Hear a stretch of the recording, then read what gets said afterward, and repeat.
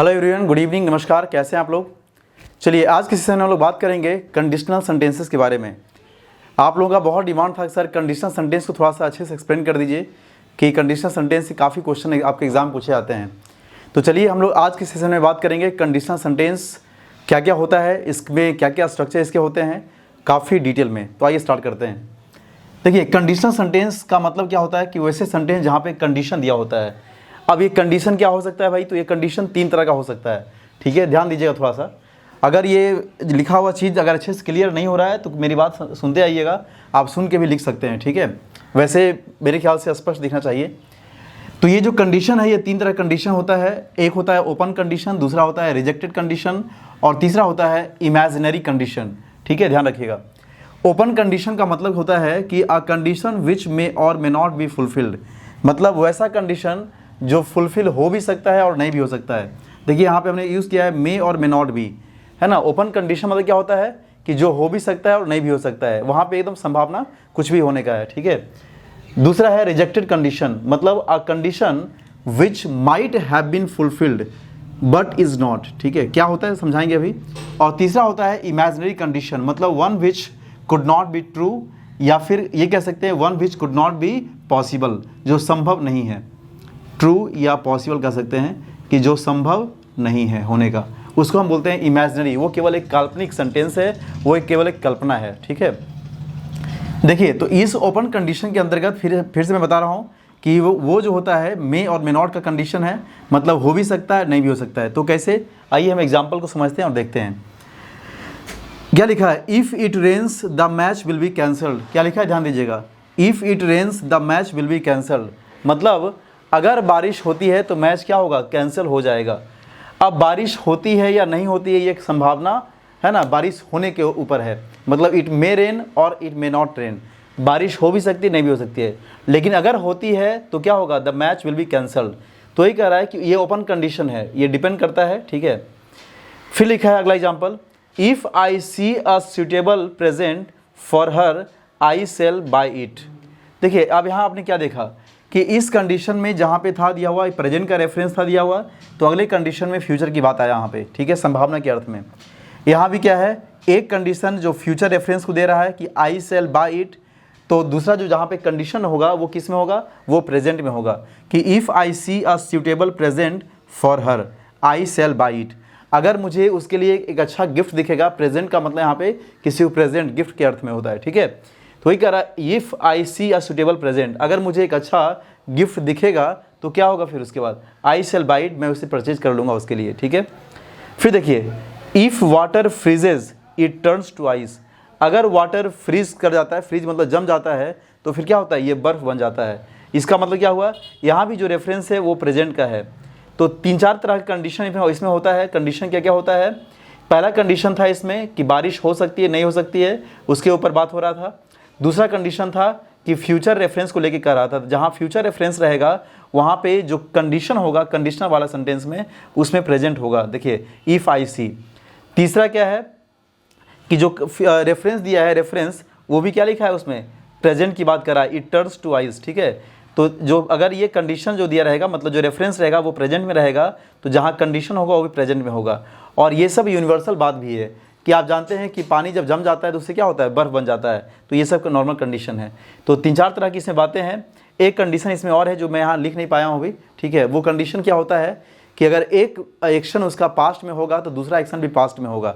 ठीक है, एक एक्शन पास्ट में तो दूसरा भी क्या होगा, पास्ट में होगा। चलिए आगे हम लोग देखते हैं उसको, और भी स्ट्रक्चर देखेंगे तो वहाँ एग्जाम्पल हम लोग देख लेंगे अच्छे से। ठीक है। दूसरा यहाँ पे है रिजेक्टेड कंडीशन। रिजेक्टेड का मतलब क्या होता है, ध्यान दीजिएगा। A condition which might have been fulfilled but is not. इस बात को समझिए, मतलब वैसा कंडीशन जो हो सकता था फुलफिल लेकिन हुआ नहीं। ठीक है, एग्जाम्पल दिखिएगा ध्यान से। If I were not so tired I would go for a walk with you. If I were not so tired, अगर मैं उतना थका नहीं होता, I would go for a walk with you, तो मैं तुम्हारे साथ वॉक करने के लिए गया होता। अगर मैं थका नहीं होता तो मैं तुम्हारे साथ वॉक करने के लिए जाता। ठीक है। फिर देखिए, इसी में जहाँ पर वर का यूज़ किया गया है, हमने वहाँ पे हैड बीन का यूज़ कर दिया। ठीक है। If I had not been so tired, अगर मैं थक नहीं गया होता, मतलब ये पास्ट की बात कर रहा है, पास्ट ऑफ पास्ट की बात। अगर मैं नहीं थका होता, मैं उतना नहीं थका होता, I would have gone for a walk with you, तो मैं गया होता। ठीक है, मतलब क्या हुआ, अगर यहाँ पे इस कंडीशन में इफ़ क्लाउज में वर रहेगा दिया हुआ, तो यहाँ पे वुड, शुड, कुड ऐसा कुछ होगा। और इस क्लाउज में अगर यहाँ पे हैड का बात देगा, हैड प्लस V3 की बात, तो अगले क्लाउज में क्या होगा, वुड हैव, शुड हैव और कुड हैव ऐसा कुछ होगा। ठीक है, ध्यान रखिएगा। तो इसी को हम बोलते हैं रिजेक्टेड कंडीशन, मतलब होने की संभावना थी लेकिन हुआ नहीं। जैसे यही बोलते हैं, अगर आप खूब मेहनत किए होते, if you had studied hard you would have pass the exam, मतलब अगर आपने कठिन मेहनत किया होता तो एग्ज़ाम पास कर गए होते। ठीक, किया होता तो कर गए होते, मतलब संभावना में था यहाँ पे लेकिन हुआ नहीं। ठीक है, जैसे बोलते हैं if the doctor came on time, है ना, या इसको पास्ट में बोल दीजिए, if the doctor had come on time, अगर डॉक्टर समय पर आ गए होते, the patient could have been saved, मरीज को बचाया जा सकता था। ठीक है, मतलब संभावना थी होने की बट हुआ नहीं। फिर बोलते हैं जैसे अगर इंडिया अच्छा मैच खेला होता तो शायद वर्ल्ड कप जीत सकता था, मतलब संभावना थी, क्षमता भी थी होने की लेकिन हुआ नहीं। तो वही बात यहाँ हो गया, a condition which might have been fulfilled, जो हो सकता था लेकिन हुआ नहीं, this is called rejected condition, right. तीसरा है इमेजिनरी कंडीशन। इमेजिनरी कंडीशन का मतलब क्या हुआ कि one which could not be true या पॉसिबल, वैसा कंडीशन जो सत्य नहीं हो सकता है या जो संभव नहीं होगा, उसको हम क्या बोलेंगे, इमेजिनरी कंडीशन बोलेंगे। जैसे if I were a millionaire I would give generously to good causes, अगर मैं करोड़पति होता तो मैं अच्छे कार्यों के लिए पैसा डोनेट करता, मतलब उदारतापूर्वक मैं पैसे को डिस्ट्रीब्यूट करता देता। तो ये कह रहा है if I were a Millionaire. ठीक है, तो यहाँ वर दे दिया है, काश में ऐसा होता, काश की बात कर रहा है यहाँ पे। ठीक है, काश होता, काश का शब्द ऐसा होता नहीं है, तो वही कह रहा है यहाँ पे, ये जो इम्पॉसिबल है, जो कल्पना केवल है। If I had been you, अगर मैं तुम्हारी जगह हुआ होता, है ना, ये पास्ट की बात कर रहा है। I should not have tolerated his rudeness, मैं कभी भी उसके र्यूडनेस को बर्दाश्त नहीं करता। ठीक है, तो आपने यहाँ से क्या देखा इसमें कि कंडीशनल सेंटेंस में तीन तरह का कंडीशन होता है, एक होता है ओपन कंडीशन, दूसरा होता है रिजेक्टेड कंडीशन और तीसरा होता है इमेजिनरी कंडीशन। ठीक है, आइए इन तीनों कंडीशन को हम लोग समराइज़ कर लेते हैं और एक बार में सबका हम स्ट्रक्चर लेते हैं। आई होप कि आपको ये बातें अच्छे से समझ में आ गई होगी। देखिए, रटना नहीं है आप लोगों को, फिर से मैं समझा देता हूँ। ओपन कंडीशन का मतलब जहाँ पे हो भी सकता है, नहीं भी। रिजेक्टेड का मतलब चांसेस था होने का लेकिन हुआ नहीं। तीसरा जो कभी हो ही नहीं सकता है।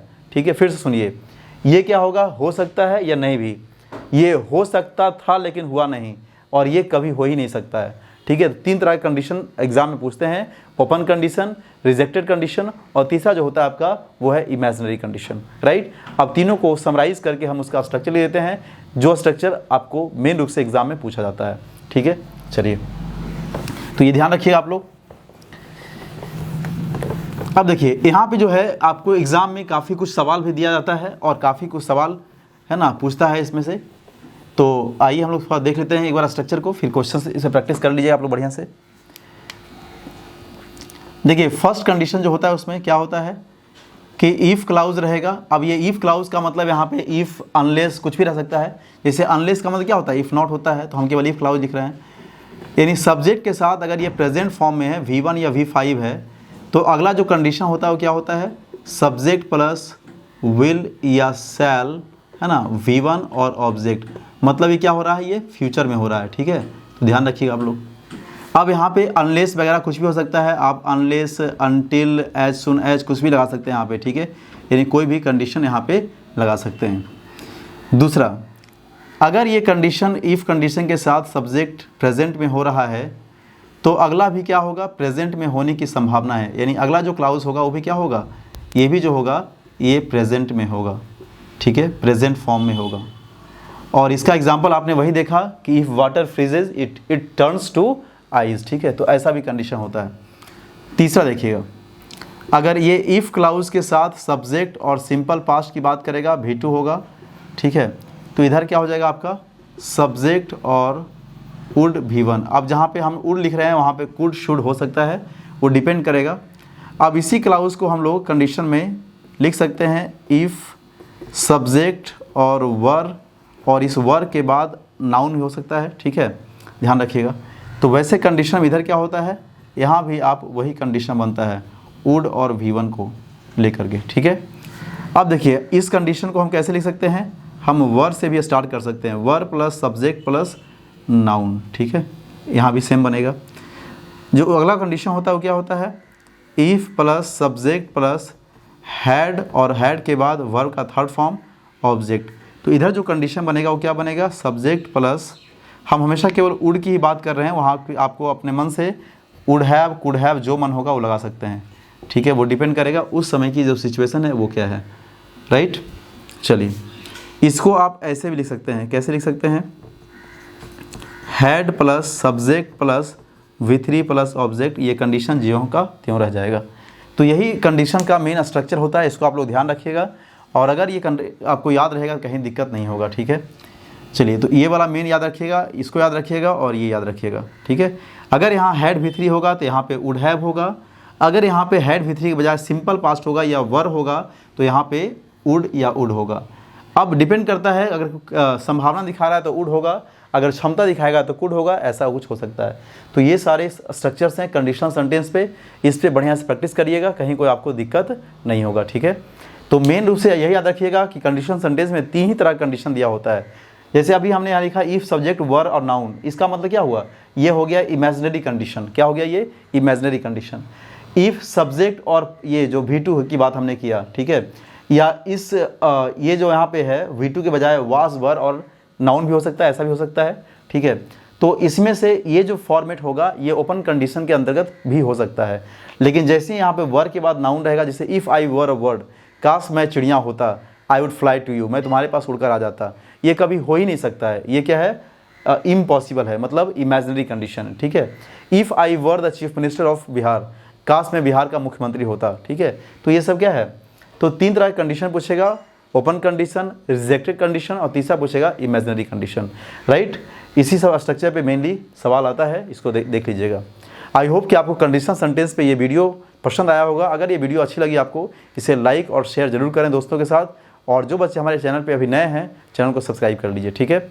और हमारे ऐप को भी डाउनलोड कर लीजिएगा, ताकि वहाँ से भी आप अपनी पढ़ाई कंटिन्यू कर सकते हैं, टेस्ट प्रैक्टिस ज्वाइन कर सकते हैं। उसका लिंक आपको इस वीडियो के डिस्क्रिप्शन में मिल जाएगा। चलिए फिर मिलते हैं हम लोग इसी ढंग से कुछ अगले वीडियो में। Thank you so much.